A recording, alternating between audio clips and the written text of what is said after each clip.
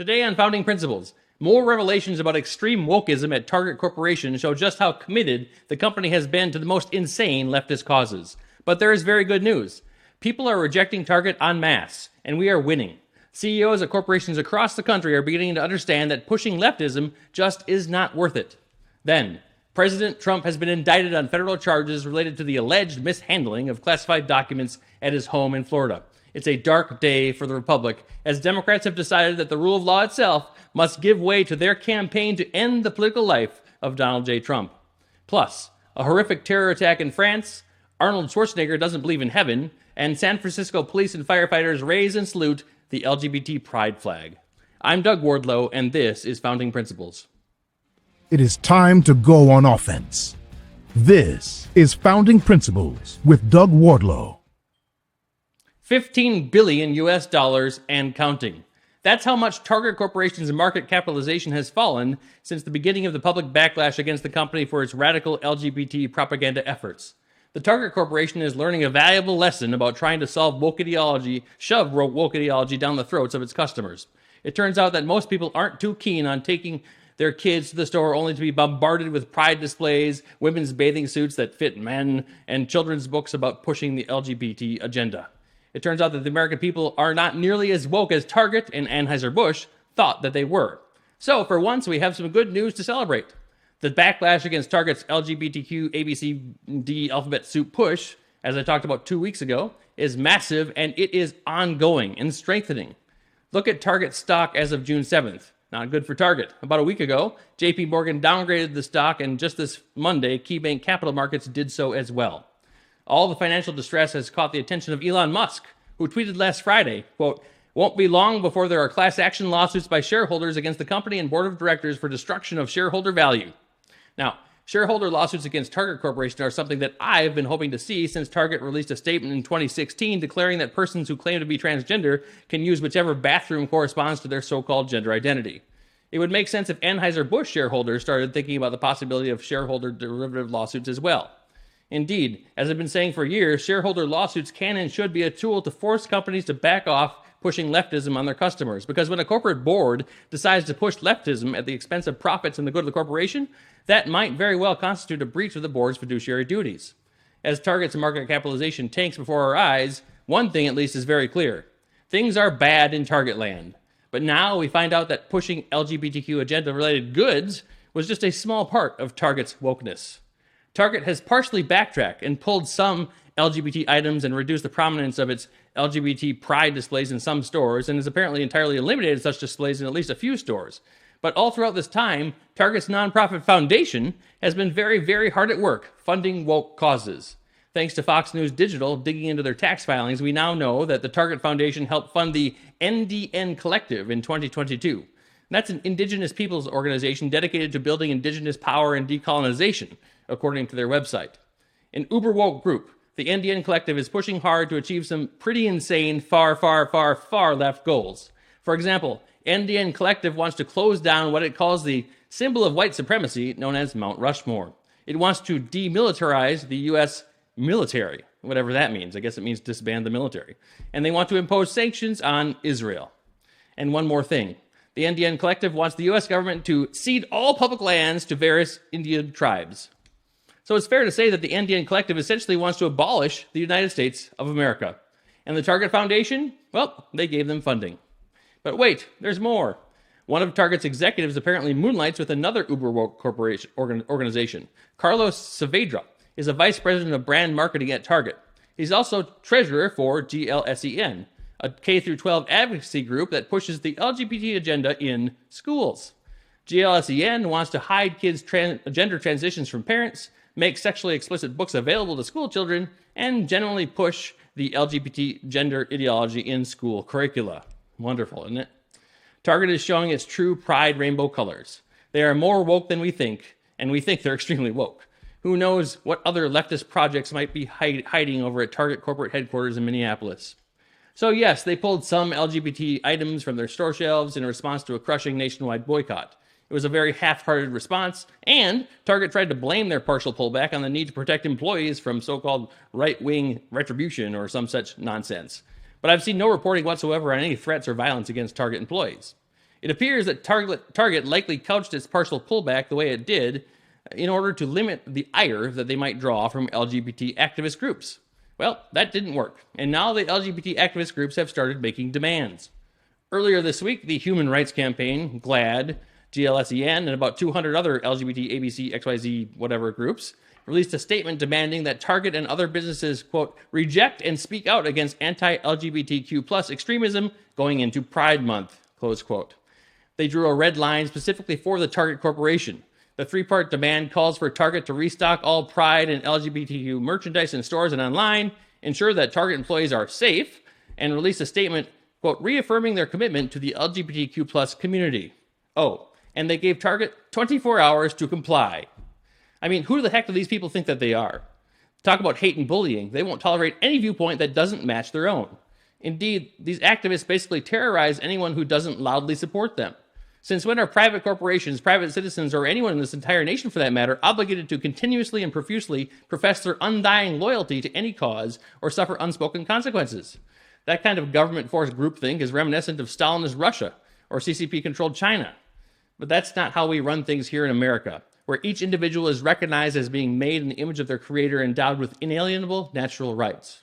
And here's another little secret for you. The LGBTQ XYZ cause, well, you know what? It doesn't warrant special status. It's a cause with an agenda, and a terrible leftist cause at that. It isn't special, and it doesn't deserve some sort of special position as compared to other issues of the day. The LGBT agenda serves the larger worldwide cause of worldwide leftists and leftists in America, namely tearing down America by weakening it from within, and then ushering in a new authoritarian socialist society. Fortunately, those of us who see the entire leftist movement for what it is, we do have options. The backlash against Target is showing all of us in real time just how to defeat these leftists and their woke agendas. You see, the left always overestimates what it is capable of and how much support that it has. They are impatient, and they are full of themselves. And in this case, the LGBT activists and their 200 activist groups and the people that they weaseled into important positions in companies like Target have made a critical error. They thought they had checked all the boxes. They had all their opponents intimidated, too afraid to speak up or resist.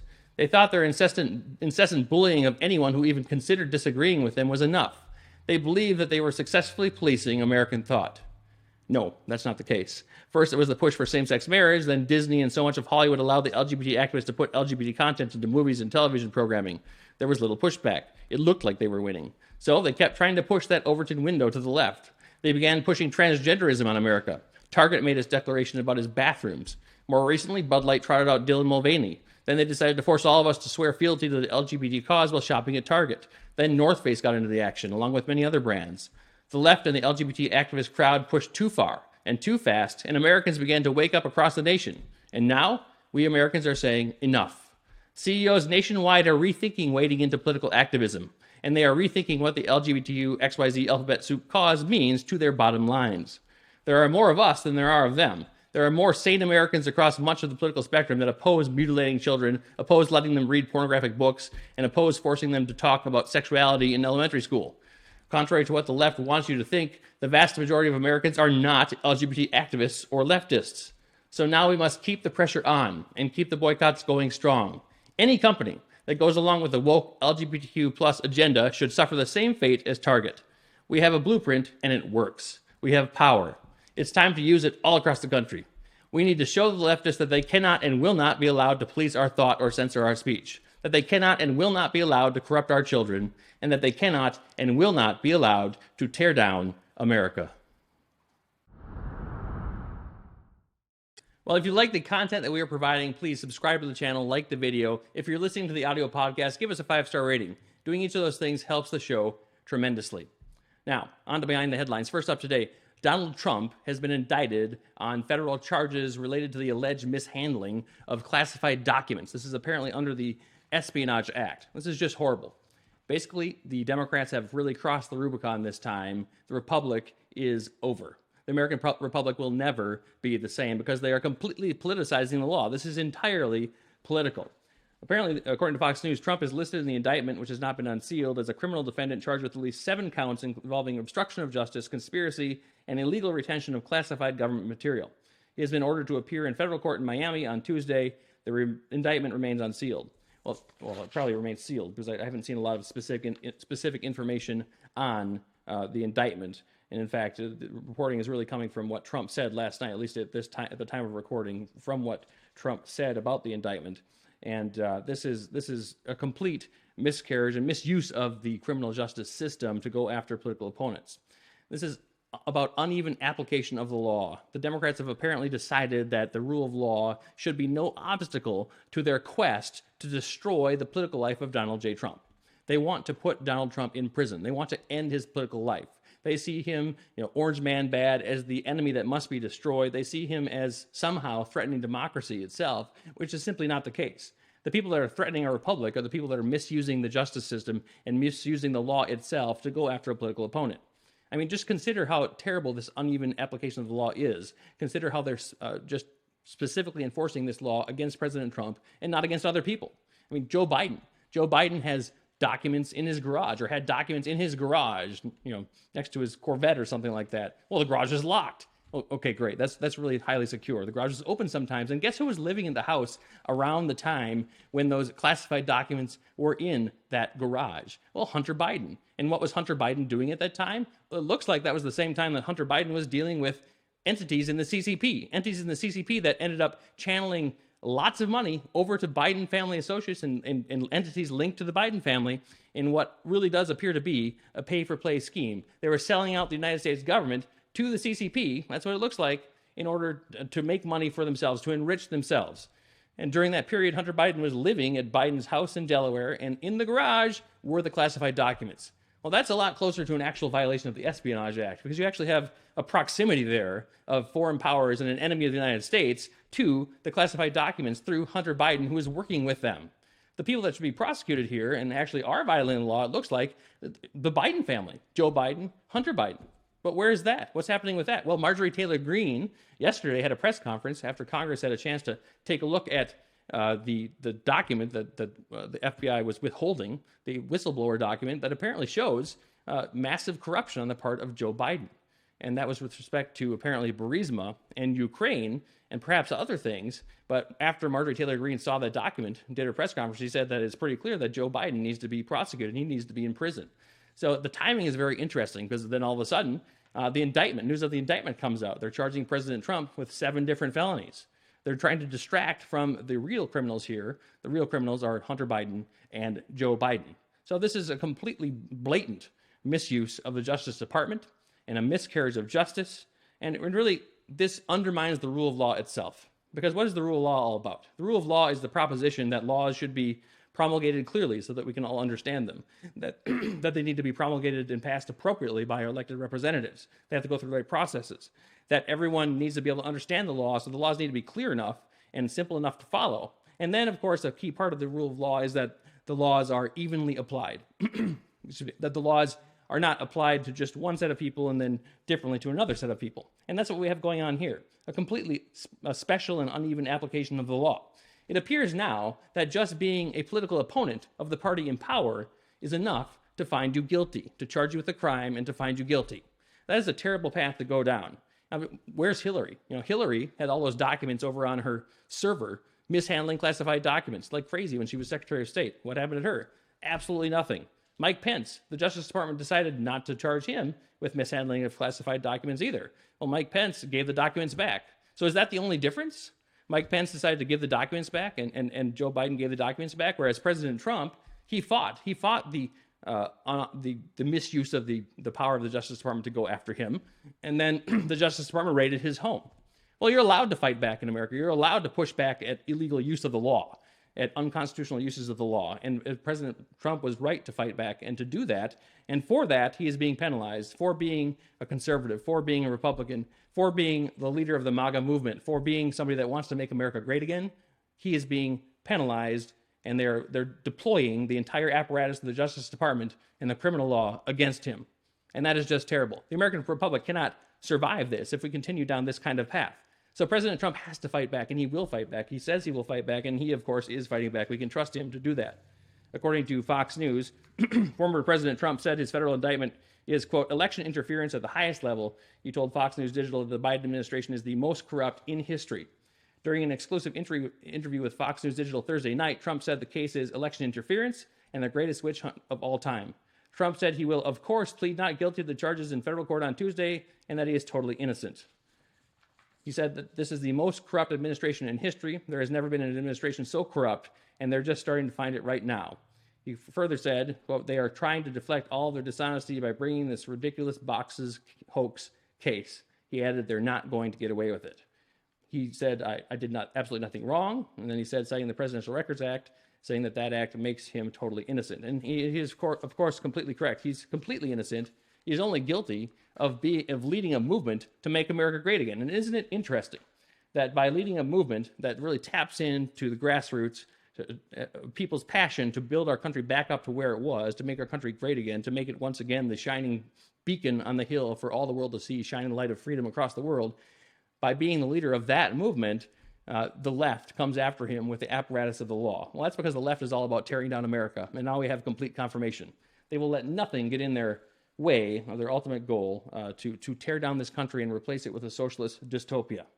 And they're going to, right now, if they keep going down this path, it looks like they could succeed because, once you start using the law to go after political opponents, once you lose the rule of law itself, it undermines the Constitution. You lose the ethic of legal obligation. People start questioning whether they need to follow the law at all because, well, if it's just a tool for politicians to use to attack each other, well, why should I follow the law, right? That's the kind of mentality that creates. And once that ethic breaks down, you have complete chaos, total chaos.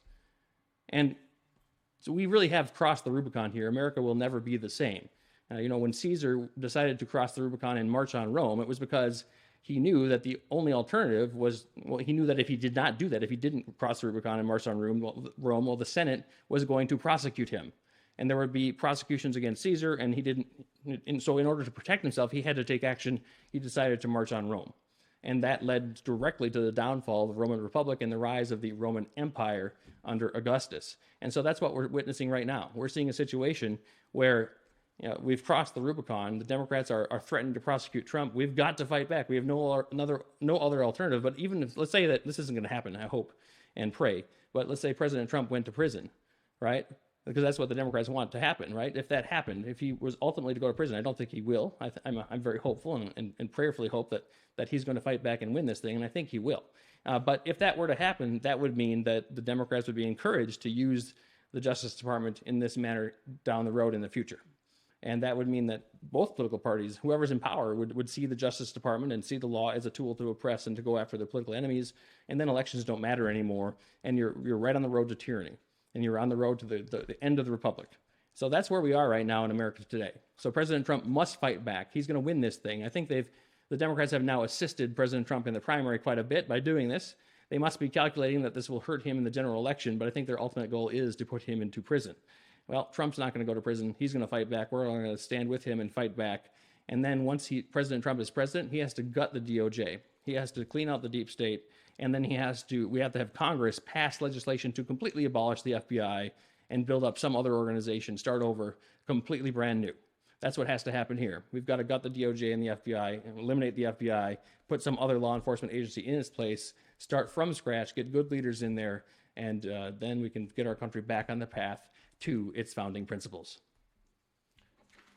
All right, next up today. The world witnessed terror, horror, and absolute despicable, unthinkable evil of the very worst kind in Annecy, France, where a Syrian terrorist, an asylum seeker, went on a stabbing rampage in a public park attacking children. A Syrian asylum seeker was arrested by French police after the brutal attacks, which left 3 children, the youngest only 22 months old, in critical condition. The 22-month-old boy, a German citizen, was flown to a hospital in Geneva for emergency care. Now, this is the most disturbing kind of evil possible. Disgusting and depraved attacks intended to harm innocent children. I encourage everyone to join me in praying for the recovery and the physical, mental, emotional, and spiritual well-being of the victims and their families. Now, it is very important that everyone understands the following point. All those leftists who called conservatives racists for suggesting that the United States shouldn't take in huge numbers of asylum seekers from parts of the world where terrorism is rampant, those leftists were absolutely 100% wrong. Terrible evil exists in the world. Much of that evil continues to target America and to target the West. And so America and the West must be proactive about fighting that evil and keeping it from inflicting harm on our people. I remember the simpler days of 2013, 14, and 15 when much of the Western world just began. They were just starting to take in Syrian refugees by the tens of thousands and then hundreds of thousands at a time.